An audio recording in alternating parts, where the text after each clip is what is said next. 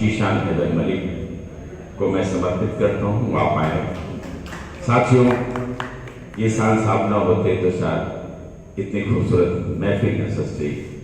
इस युवा, इस नौजवान को सलाम करता हूँ, इनके पूरी यूनिट जिसमें मुमताज साहब, हमारे हजरत मौलाना और हमारे बुजुर्गों की दुआएं, और ये निशा साहब आप डाइस पे हैं, कंटिन्यू डॉक्टर साहब मंच को संचालन करें। एक बहुत बड़ी अच्छाई, मैं बहुत मुतासिर हुआ अभी आपकी बात से। डॉक्टर अफसर मंसूरी साहब ने बहुत अच्छी बातें की। हालात बिल्कुल साफ बात नहीं, इसमें कोई दो राय नहीं, लेकिन बैठे आपके लिए बैठे बैठे मैं आपको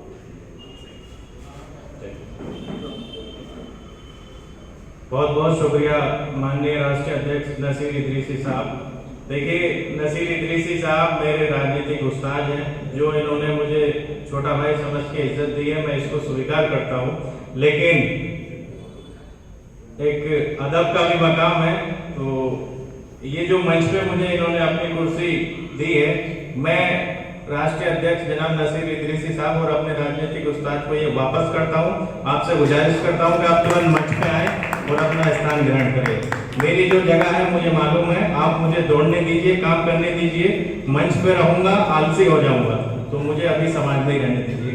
नसीर इदरीसी साहब से मैं गुजारिश करता हूँ कि आए और अपना स्थान वापस ग्रहण करें। मैं सभी लोगों से गुजारिश करूंगा कि वक्त प्लीज, वक्त बहुत कम है। अभी डॉक्टर मंसूरी साहब जो बता रहे थे, तो बिल्कुल हालात जस्ट ऐसे ही जैसा उन्होंने कहा वो बिल्कुल सच बोला, क्योंकि मैं कोई इस मंच का संचालन नहीं हूँ। बेसिकली मैं डॉक्टर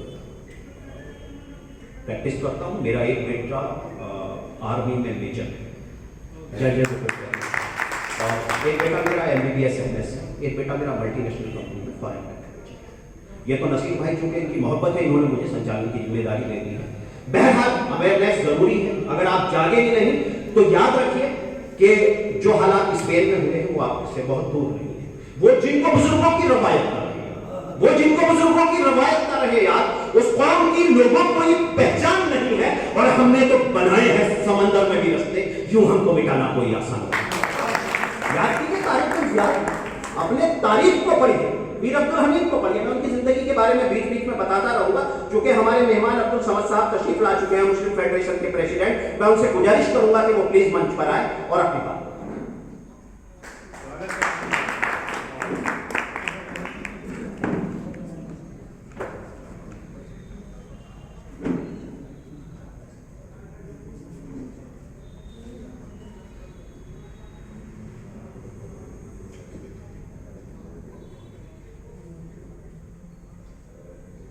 बिस्मिल्लाहिर्रहमानिर्रहीम।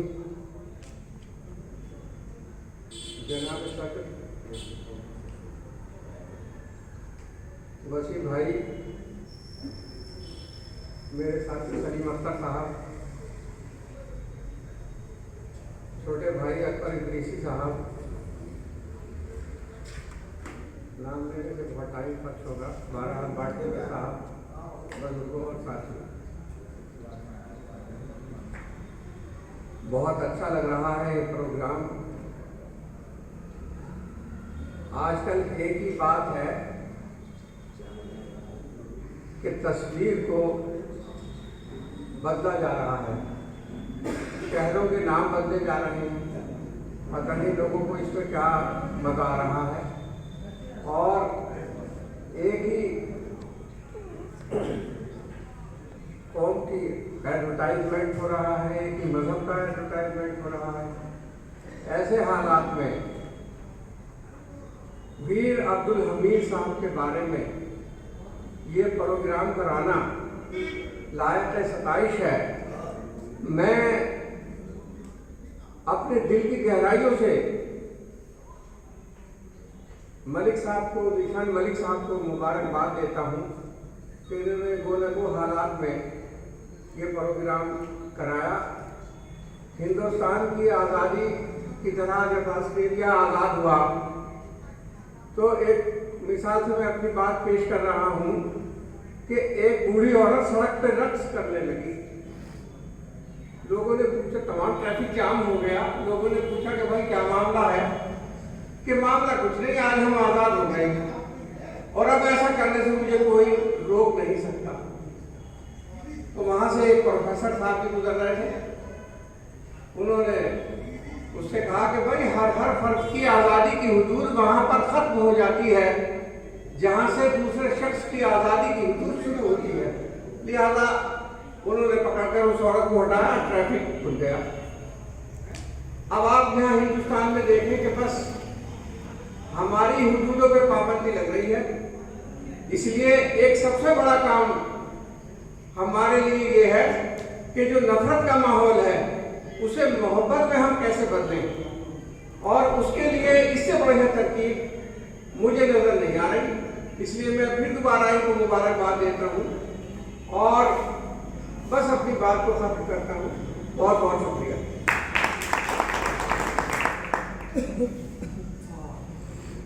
रचना रावत विश्व एक राइटर है जो अपनी किताब द परमवीर हीरोज के अंदर लिखती है कि हमीद जब थोड़े बड़े हुए तो किशोर अवस्था में हमीद को उनके वालिद साहब ने सिलाई के काम में ही अपने पास बैठाना शुरू कर दिया।